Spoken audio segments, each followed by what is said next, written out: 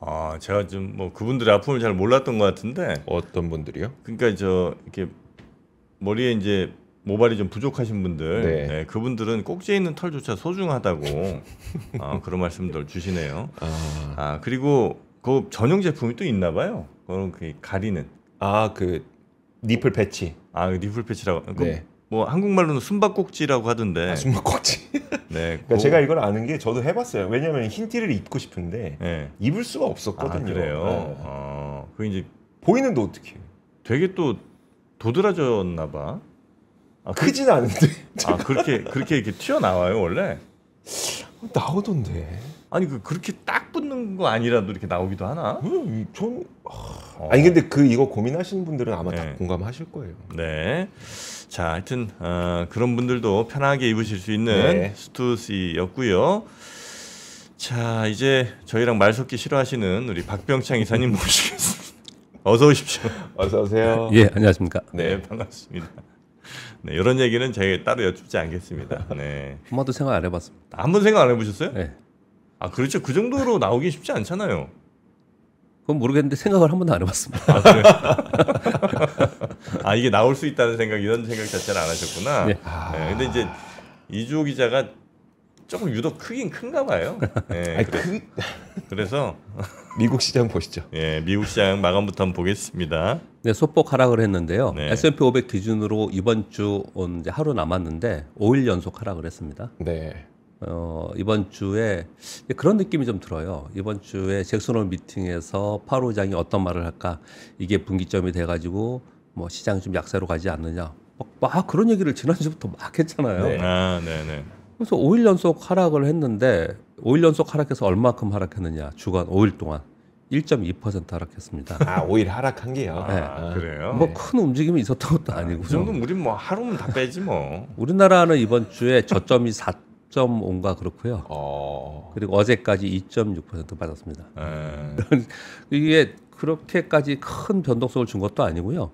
그리고 종목별로 빠졌다가도 또 반등하고 일부 종목에서 그런 일들이 벌어지고 있는 거고 전체적으로 큰 흐름의 변화가 있은 그런 부분은 좀 아니에요. 그래서 그동안에 신고가 진수 내고 고평가 논란이 있고 막 그런 가운데 그러면 이런 잭슨홀 미팅에서 9월에 금리 인하에 대한 파월 의장의 매파적 발언이 나오면 야 이거 한번 여기서 빠지는 거 아니야? 이런 걱정을 시장에서 미리 안고 이번 주에 이런 흐름이 되지 않았나 그 정도의 생각이 좀 들어요.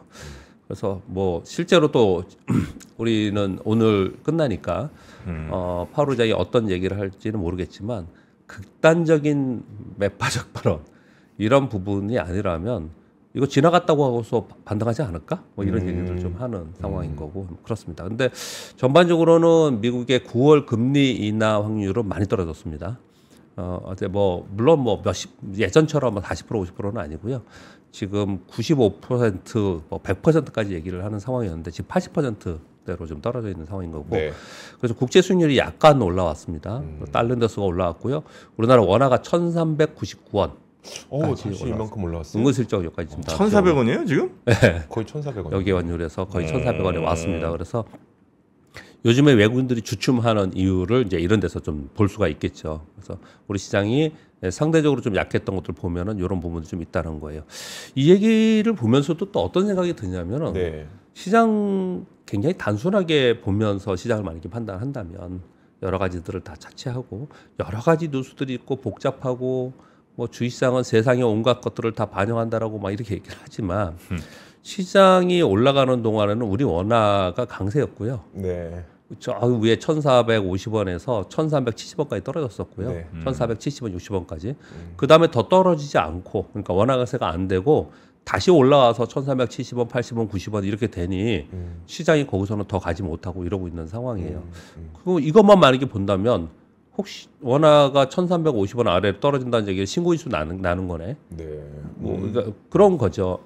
지금의 상황에서 외국인들의 흐름에 보면은 우리 정책적인 뭐 밸류에이션 정상화 이런 얘기를 되게 많이 했지만 환율에 연동하는 흐름이 상당 부분 있는 것이 지금의 상황인 거고 그래서 왜 그런 얘기 하지 않습니까? 우리나라의 코리아 디스카운트 해소로 인한 외국인들의 자금이 본격적으로 들어온 게 있느냐? 네. 없다.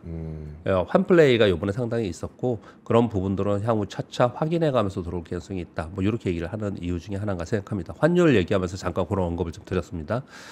그리고 트럼프 대통령이 뭐 러시아 우크라이나 전쟁에 거의 뭐 2주 안에 끝날 것처럼 또 굉장히 바쁘게 움직였지 않습니까? 네. 근데 이런 표현을 했습니다.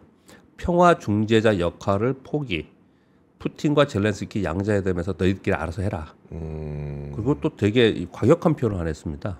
침략한 나라를 공격하지 않고 전쟁에서 이기는 건 매우 어렵거나 불가능하다. 참 트럼프 대통령 참 대단한 것 같아요. 대단하다는 표현을 모르겠어요.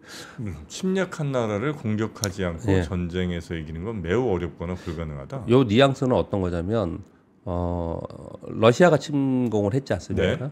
근데 그 상태에서 우크라이나가 이제 거기에 방어적 반격을 계속 하고 있는 건데 거기에 공격적으로 하는 부분에 대해서 굉장히 반감을 갖거나 반론을 했었어요. 트럼프 대통령이 그동안에. 네. 근데 지금에 와서 또 이런 얘기를 좀 하고 있는 거라서 도대체 뭐 어디로 가고 있는지 그래서 이 얘기를 왜 말씀드리냐면 어떤 뉘앙스고 어떤 거에 대해서 우리가 명확하게 모르지만 2주 안에 평화협상이 되고 종전이 될 것처럼 얘기를 좀 했었는데 그게 조금 뭐라고 할까요? 무렵함 뭐 이런 얘기들이 지금 나오고 있다. 이런 표현을 좀 드리는 겁니다. 그래서 그 표현이 이제 시장에 좀 영향을 특히 유럽 시장에 영향을 좀 주었습니다. 그렇게 정도 말씀드리고요. 전반적으로는 그냥 5일 연속 조금씩의 조정을 좀 보였다 올랐다 하는 지금 밑에 주요 종목들도 상승 하락폭이 좀 그만하죠. 예, 근데 그 정도에 끝났습니다. 어제 우리 시장은 코스피가 0.37% 올랐고요. 3,141포인트, 코스닥이 0.05% 하락했는데요. 그 전날에 제가 어제 10분 선물 10분 봉을 보여드렸잖아요. 네. 초반에 팔고 초반에 빠졌다가 약간 반등을 주다가 그리고 있었다가 그리고 끝내 그날 반등을 못했는데 그저께는 반등을 줬잖아요. 네. 그 영향을 받아서 이어서 그게 되게 중요해요. 보통 혹시 종가나 시초가 매매하는 사람들이는 그게 굉장히 중요하고요. 그래서 어제 아침에 상승 시작을 했습니다. 네. 그 이제 영향을 받으면 상승 시작을 했는데 그랬다가 장중에 1.16%까지 올랐어요. 종가는 0.37% 상승으로 마감했거든요. 그러니 빠졌다가 올라올 때 곧바로 올라오는 게 아니고 빠졌을 때 못 팔았거나 또 걱정스러운 그 심리가 있잖아요. 그러니까 네. 올라오니까 다시 매물을 맞는 그런 현상이 좀 나타났어요. 그래서 그 매물 소화 과정이 지나고 나서 올라가야 되는 그런 이제 상황이 좀 된 거고요. 그리고 또 한 가지는 그나마 시장이 그래도 긍정적으로 좀 됐던 부분들은 소위 조선 방산 원자력이 먼저 맞고 떨어졌고 계속 그들이 좀 많이 떨어졌다고 표현을 드렸잖아요. 그래서 제가 시황을 보면서 판단 드린 것은 그들이 가격 조정은 좀 된 것 같다. 그래서 이제 기간 조정에 들어가거나 이제 그래서 많이 밀린 것부터 아마 저가 매수가 들어오면서 반등 이런 식의 이제 흐름을 좀 예상을 좀 하고 있는 상황이에요. 그런 가운데 어제는 꽤 반등을 했습니다. 특히 그 직전일에 가장 많이 하락을 했던 네. 원전 관련해서 부정적인 뉴스가 이틀 동안 있었지 않습니까? 맞아요. 그런데 이제 이 부분도 어제 잠깐 언급을 드렸는데 이건 지금 그냥 개인적인 생각인데 이번에 이게 우리나라 굉장히 시끄러웠지 않습니까? 네. 이걸 계기가 돼서 이 부분에 대해서 좀 더 세밀하게 그리고 좀 더 적극적으로 우리가 좀 추진을 하려고 하는 우리가 얻어낼 걸 얻어내야 된다라는 쪽으로 보도가 막 그쪽으로 갔어요. 어제는 그쪽으로 가면서 이런 얘기를 합니다. 어제 보도가 어제 원전주가 가장 급등을 했습니다. 두산 에너빌리티가 7.1% 올라서 원위치했고요. BHI는 뭐 7.7% 계속 올라가고 있는 상황인 거고 한전기술 15% 올랐거든요. 네. 어제 보도들이 나온 건 뭐냐면 미국이 한국에 원전 건설 지원을 요청했다. 진위 여부 잘 모르겠습니다. 어제 보도들이 계속 있었습니다. 실제 보도 보시면 다 있습니다. 네. 이런 게 있고요. 그리고 이번에 이제 25일날 한미 정상회담 방미하지 않습니까? 네. 한미 정상회담에서 미국 원전에 대한 논의가 있을 것이다. 그래서 이게 제2의 마스가다. 이렇게 어제 굉장히 많이 돌았습니다. 그 조선처럼 원전이 이제 마스카처럼 된다. 네, 그런 얘기를 막 돌았어요. 근데 대부분 그 기사를 막 보고 맨 밑에 보면요, 확정된 건 없어요. 사실은 그런 건 없는데 이제 그렇게 계속될 얘기를 어저께 굉장히 많이 돌았고요. 그리고 제 생각에 어제 마지막에 안 밀리고 계속 뒷받침됐던 것 중에 하나가 그 다음 뉴스였던 것 같아요. 지금 빌 게이츠가 우리나라 와 있죠. 네. 이재명 대통령과 회담이 있었고 뭐 예능 프로그램에도 나온다고 하죠. 유퀴즈 촬영 그래서 여기서 이재명 대통령이 빌 게이츠의 차세대 원전 건설에 관심이 많고 우리나라에 SMR 기술 기업이 많다 이런 표현을 썼다라는 게 보도가 딱 나왔어요. 네. 그러면 국내에서도 정책적으로 원전에 관심이 많다라고 표현을 했다라는 것에 굉장히 모멘텀이 되는 거잖아요. 네. 그러다 보니까 원전 관료주가 어제 큰 폭으로 반등하는 좋은 현상이 나타났습니다. 마스가가 10이었으니까 MAN 뉴클리어로 가야 되는 거 아니에요? 그렇죠. N이 들어가겠죠. 망가로 이제 만가. 네. 근데 아직 그렇게까지 얘기하지 않고 왜냐하면 이게 확정이 없어요. 네. 그렇게 얘기를 하고 있는 것 같고요. 그러다 보니 기존의 조방원들의 대표 종목들이 어제 다 반등을 했습니다. LIG 넥스원이 4%, 하나에어로가 2.1%, 조선에 있는 HD 현대중공업이 4.7%, 하나오션이 5.8%, 하나엔진이 7.6%. 조선 방산 원자력이 오르면서 지수를 다시 그들로 빠지고 그들로 다시 올라가는 네. 이런 현상이 나타나서 이 주도주가 다시 나서게 되면은 그러면 시장은 강세로 갈 수 있거든요. 그런 부분들은 어떻게 만들어진 정도. 그렇지만 전체적으로는 고점으로부터 매물이 좀 있었다. 네. 그렇게 말씀드리겠습니다. 뭐 미국 시장 설명 들었다시피 파월 의장 연설에 주목하고 있고요. 이거 막 시나리오가 막 있어요. 가장 강력하게 매파로적으로 나왔을 때는 어느 정도의 시장 영향이 있을까? 아니면 이런 얘기가 중론은 어떤 거냐면요. 금리 인하에 대해서 맨날 했던 얘기, 지표를 보겠다고, 8월 CPI 보겠다, 이런 얘기를 하면서 살짝 한 말 물러서지 않을까? 매파적인 데서. 워낙 거세니까 지금 반발이. 네. 그렇게 정도 얘기하지 않을까라는 게 지금 현재 얘기인 것 같아요. 근데 이건 우리가 쉬는 동안에 있는 상황이라서. 근데 진짜 월가의 지금 얘기 들어보면 이번 주에 5일 내내 지금 하락했다고 표현 드렸지 않습니까? 근데 그런 부분들을 좀 반영하면서 걱정하면서 있었던 거거든요. 네. 그러니까 아주 심각한 내용들이 안 나오면은 시장은 뭐 크게 주목하지는 않냐. 다음 주에는 크게 영향받지 않지 않을까. 이렇게 정도 얘기를 하는 것 같습니다. 그리고 우리 시장은 지금 말씀드렸듯이 기존 주도주들이 순환하면서 하락을 했는데 가격 하락은 된 것 같더라고요. 보니까. 주도주는요. 30% 이상 하락 안 해요. 주도주들이 30% 이상 하락하면 그건 주도주에서 탈락하는 거예요. 네. 탈락하거든요. 근데 요번에 20%, 뭐 제일 센 거는 한 10%, 15%, 그리고 한 20% 전후로 좀 많이 하락을 했어요. 그래서 네. 가격 일단 조정은 좀 마무리되고 제일 좋은 건 바로 반등하는 거고요. 네. 그렇지 않다 하더라도 기간 조정이 좀 들어가지 않을까 이렇게 생각을 하고 있는 가운데 우리 시장에서 또 한 축이 있죠. 그건 뭐냐면 국내 정책이지 않습니까? 네. 우리가 지금 6주간 등락하면서 박스권으로 지금 현재 있는 겁니다. 우리 지수는요. 지수는 그러고 있는 상황인데 지난번에는 그 상법 개정에서 주주의 의무 요 부분이 가장 중요했던 부분이고요. 지금에 와서 제일 중요한 부분은 이 배당세입니다. 배당세 분리과세, 배당소득 분리과세. 네. 이게 어떻게 되느냐가 그 다음 2차 랠리가 있냐 없냐가 굉장히 중요한 모멘텀입니다. 사실 이 두 가지예요. 네. 두 가지입니다. 그러니까 하나는 지배구조 개선인 거고 하나는 우리가 투자를 하는데 세금을 네. 세금 정책을 하면서 배당을 더 늘리고 배당을 원하는 투자 자금이 더 들어오게끔 하는 거고. 사실 배당소득 분리과세가 지배구조 개선이잖아요. 그렇죠. 우리나라에서는. 그렇죠. 예, 우리나라는 그렇죠. 우리나라 그렇죠. 근데 연결되어 있지만 이 두 가지가 가장 중요한 거고 네. 그 다음에 할 일이 또 하나 있긴 있습니다. 지금 그런 것들이 거론되지 않고 있긴 한데 그 다음에 하나는 뭐냐면 시장이 기대감을 만들었어요. 네. 기대만 갖고 가는 건 아니죠. 우리 주식하고 똑같아요. 뭐가 돼야 돼요? 기업이 더 가려면 실제로 이익이 돼야 되는 거잖아요. 네. 그런 것처럼 시장에 진짜로 가려면 살 사람들이 들어와야 될 거 아니에요, 돈들이. 그러니까 수급이 들어오는 정책들이 만들어져야 돼요. 그 중에 하나가 이제 세제 정책인 거고요. 그런 부분들의 세제 정책이나 아니면 그런 상품들이 많이 나. 제가 그 얘기를 계속 하고 있는데 네. 아직까지 그런 게 별로 없는 것 같아요. 없는 것 같은데 그런 것 중에 하나가 실제로 어떻게 될지 모르지만 예전에 보니까 윤지호 평론가님은 이걸 굉장히 중요하게 생각하시는 것 같던데 이 얘기를 계속 하고 있어요. 기금형 퇴직연금을 모든 근로자에 확대한다. 의무적인 건 아니에요. 본인이 선택하는 거예요. DC형. 기금형 퇴직연금의 가입 대상을 확대해서 이것을 확대하는 것을 법안으로 추진을 좀 하려고 한다. 그래서 국민연금처럼 가입자들의 적립금을 모아서 기금을 만들고 전문 운영기관이 관리하는 쪽으로 지금 추진하려고 하는 것 같아요. 국민연금 같은 기금이 하나 생기는 거예요. 네. 이거 다른 나라 다 있어요. 중국도 이런 게 있고요. 있습니다. 이런 부분들이.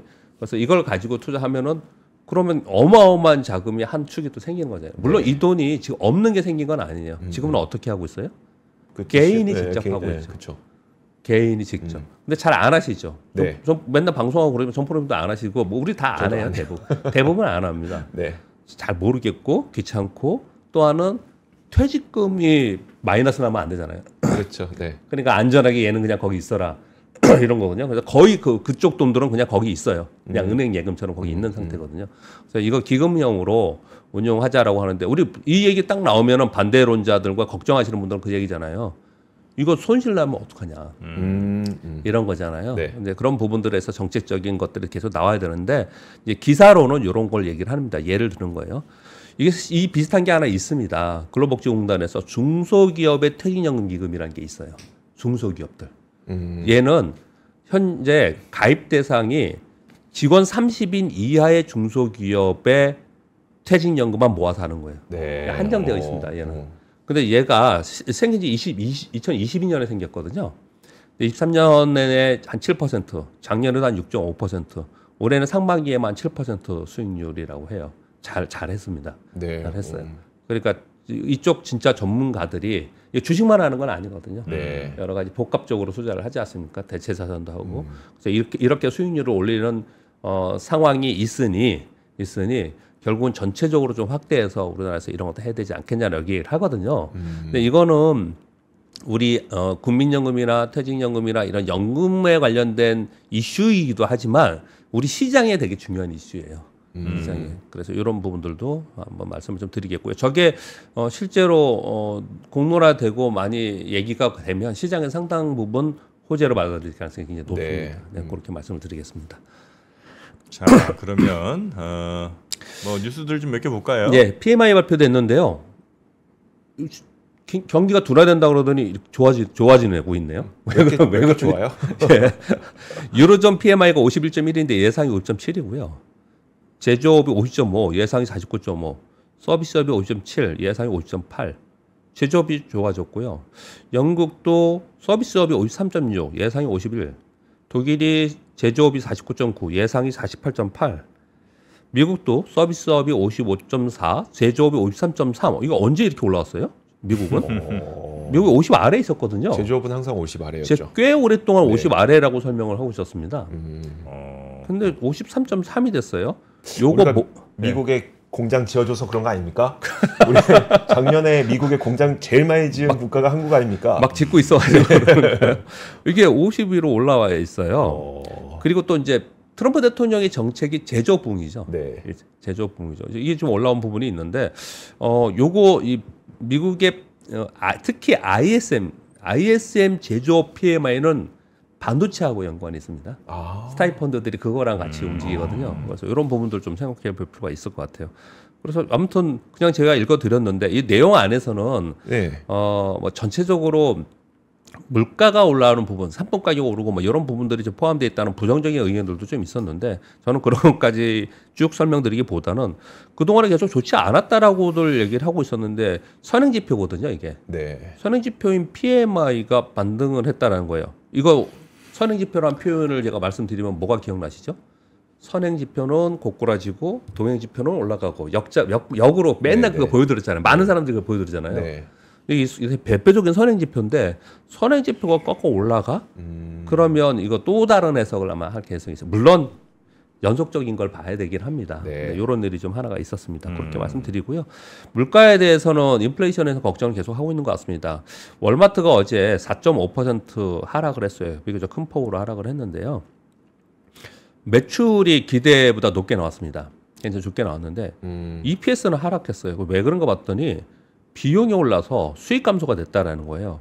그래서 월마트 경영률이 직접 이제 실적 발표하면서 IR 하면서 얘기를 한 부분은 뭐냐면 인플레이션 우려로 마진이 압박되고 있는데 인플레이션은 올라가고 있고 비용은 상승하고 있고 그래서 가격을 올려야 될 것 같은데 이거 왜 이러냐를 어떻게 얘기하냐면 관세로 인한 비용 상승이 나타났고 이것으로 인한 압박은 향후 3분기, 4분기 적어도 한 뭐 6, 7개월에서 1년 동안은 이어질 것이다라는 얘기를 하면서 그러면 앞으로 걱정되잖아요. 네. 주가가 어떻게 하락을 네. 했어요. 그러니까 여전히 인플레이션 걱정을 계속 하고 있다라는 거. 이거는 정책자 하는 따들이나 정치인들이 하는 얘기가 아니고 실제로 나타난 거잖아요. 그래서 그런 거죠. 그러니까 뒀습니다. 지금까지는 싼 값에 들여왔던 재고 팔아서 비용이 좀 덜 했는데 예.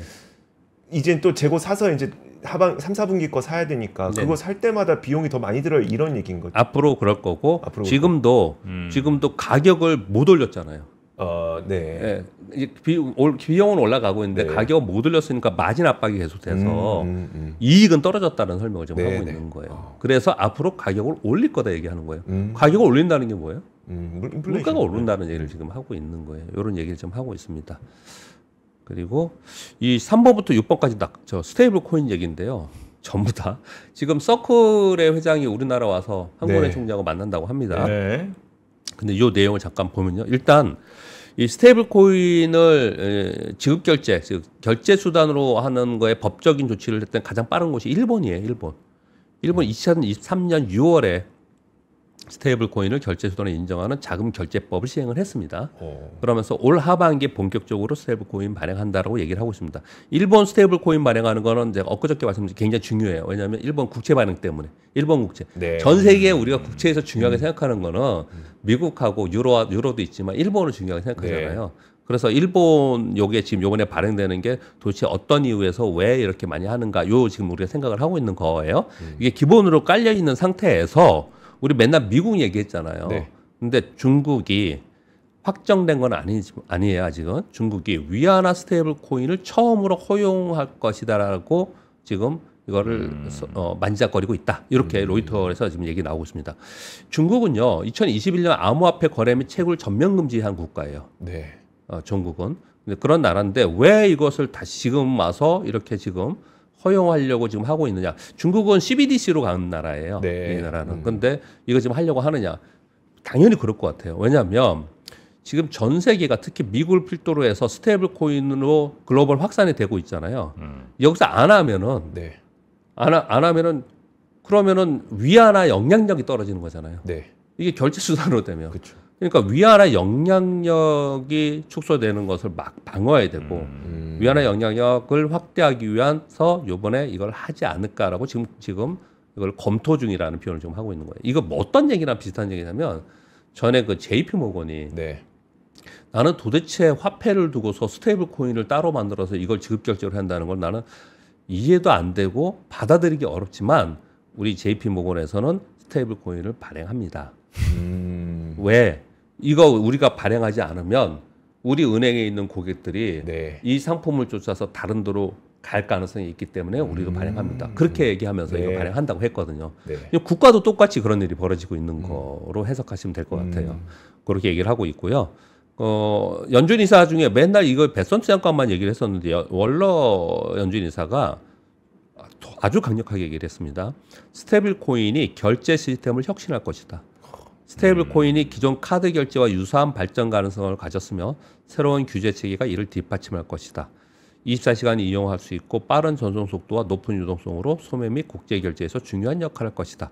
이런 얘기를 하고 있고 골드만삭스에서는 스테이블 코인 시장이 수조 달러까지 성장할 수 있을 것 같다. 현재 스테이블 코인은 엊그저께 나와서 오기석 기자님이 이런 설명을 좀 하는 것 같던데 암호화폐 거래와 해외 달러 수요에 충족하는 데만 지금 활용되고 있어요. 그러나 향후 결제 분야에 들어가면 폭발적으로 성장 전망이다. 이렇게 얘기를 하고 있는 거거든요.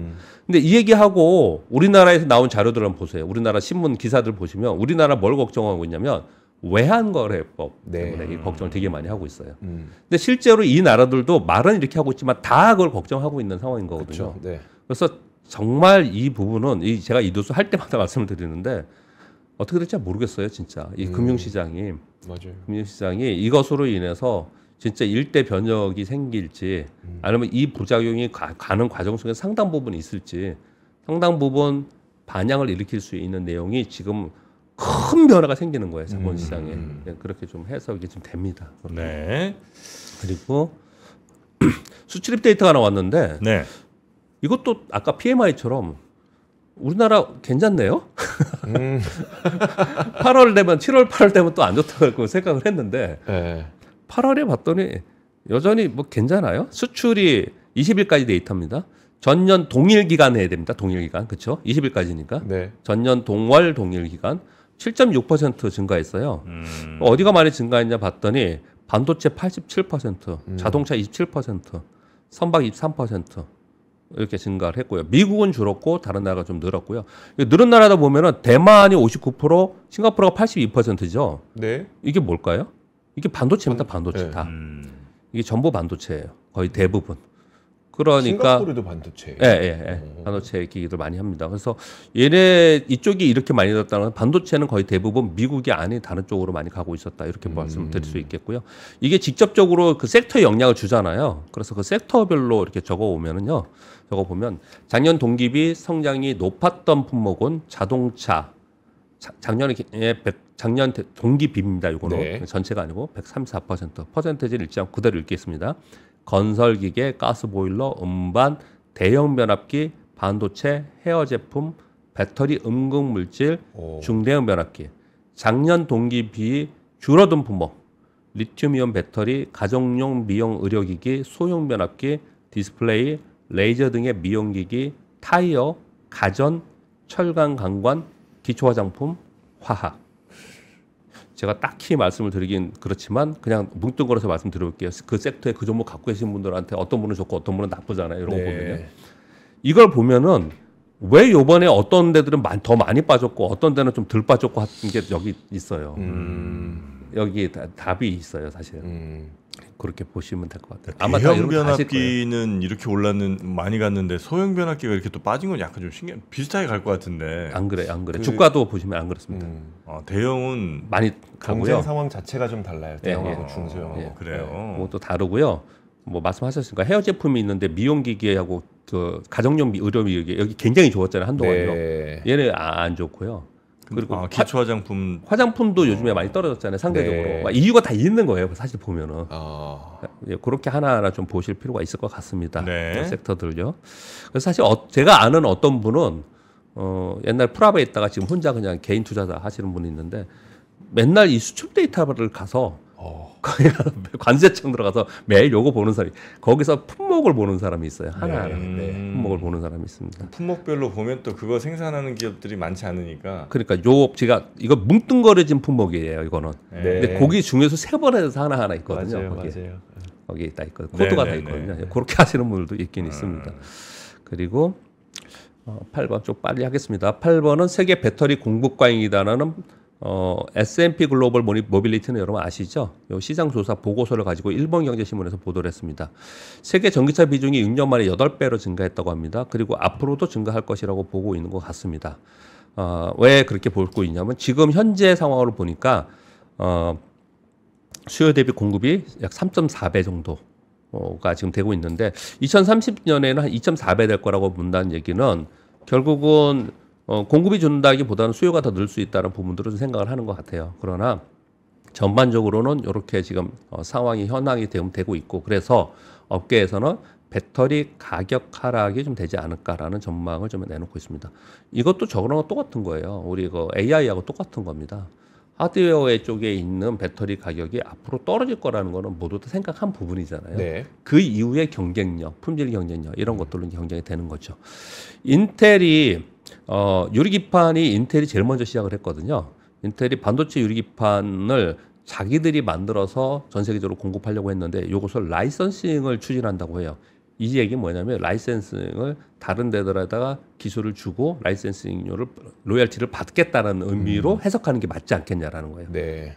그래서 자체 조달보다는 외부 조달로 전략을 선회하는 게 아니냐라는 보도가 하나 있었고요.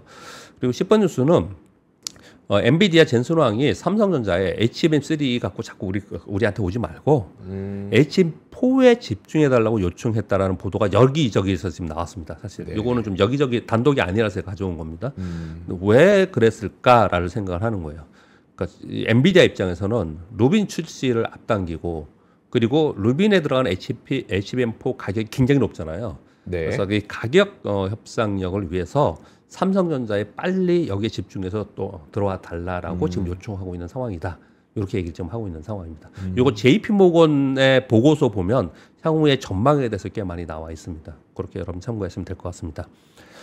자, 요거는 한미 정상회담이 있는데 경제사절단이 가지 않습니까? 근데 이건 하나하나의 뉴스가 지금 당장 일단 어제 같은 경우에 두산 에너빌리티가 급등하고 그리고 원자력이 다시 반등하고 이랬던 것은 이 지금 정책적 영향 때문에 그렇지 않습니까? 네. 그리고 또 조선도 정책적 영향이 굉장히 크지 않습니까? 마스카 프로젝터를 들고 가는 거고 그리고 하나 필리존서를 방문하겠다 뭐 이런 얘기를 지금 하고 있는 거지 않습니까? 그러니까 이걸 하나 다 읽어볼 필요가 있어요. 삼성은 뭐가 있겠습니까? 빅테크들하고 공급 협상이나 반도체 관세가 중요한 거고요. 그렇죠? 현대차 대미 투자했는데 관세 25% 맞았지 않습니까? 네. 이 부분 어떻게 향후 투자와 관세 부분을 어떻게 할 것이냐 이런 얘기를 할 것이고요. 그리고 대한항공은 보잉의 항공기 이제 사야겠죠. 이번에 가면 사야겠죠. 이번에 중국에서 500대 사는 거 추진한다 그러더라고요. 보잉 항공기요? 예. 500대요? 예, 500대. 500대 그렇게 얘기를 하고 있는데 대한항공도 그런 얘기를 하면서 우주항공 협력 얘기를 하겠죠. 그 두산은 원전 얘기, 셀트리온은 현지의 바이오 공장 인수 얘기, CJ는 식품과 콘텐츠고 네이버는 AI고 이런 얘기 지금 하고 있는 거니까 요번에 나오는 뉴스에 따라서 아마 종목이 많이 움직이겠죠. 다음 주에는 전부 이 얘기가 나올 가능성이 굉장히 높겠죠. 네. 예, 그렇게 참고를 하시면 될 것 같습니다. 그리고 마지막 뉴스는 아까 전해드렸습니다. 오늘 여기까지 하겠습니다. 그럴까요? 자, 지금 우리나라 외교부 장관인가가 아마 미국에 급히 또 간 것 같은데 그거 왜 갔는지 그것도 한번 좀 저희가 밝혀낼 수 있으면 아직 안 나왔더라고요. 예, 아직 안 나왔는데 전해드리도록 하고요. 자, 우리 박병창 이사님 고생 많으셨습니다. 한 주 잘 보내셨고요. 예. 주말 잘 또 지내시고 월요일에 뵙도록 하겠습니다. 예, 감사합니다. 네, 고맙습니다. 자, 그리고 렉시어스 요거 잠깐 좀 설명해드리고 이벤트 지금 그럴까요? 하고 있는데, 네. 지금 서클인터넷 얘기가 뭐 방송 중에도 좀 나왔습니다만, 그거를 또 2배로 추종하는 ETF가 있는 거죠. CCUP라는 네. 티커를 쓰고 있는 ETF입니다. C컵이라고 생각하면 좀 쉽게 외울 수가 있겠네요. C컵 ETF. C컵 ETF. 네, 곱하기 2 2배고요. 지금 현재 그 매수 인증 이벤트를 하고 있으니까 이거 혹시 이미 갖고 계신 분 혹은 이제 이번에 새로 사신 분들 계시면 네. 여기 링크 따라가셔서 꼭 선물 받아가시기 바랍니다. 커피 그리고 네이버페이 상품권 그리고 위즈덤 칼리지 시즌2 수강권도 네. 저희가 많은 분들께 선물 드리고 있습니다. 네. 자, 그러면 요 링크 저희가 올려드렸으니까 그거 따라오시면 되겠고요. 저희는 지금 한일 관계 굉장히 또 궁금해하시는 분들이 계실 것 같아서 호사카 유지 선생님 모시고 이야기 한번 나눠보도록 하겠습니다. 전원경 교수님과 함께 미국과 필라델피아를 누비며 세계 7대 미술관을 모두 관람합니다. 관심 있으셨던 분들은 조금 서두르시면 좋겠네요. 영상 아래 링크에서 자세한 내용을 확인하세요.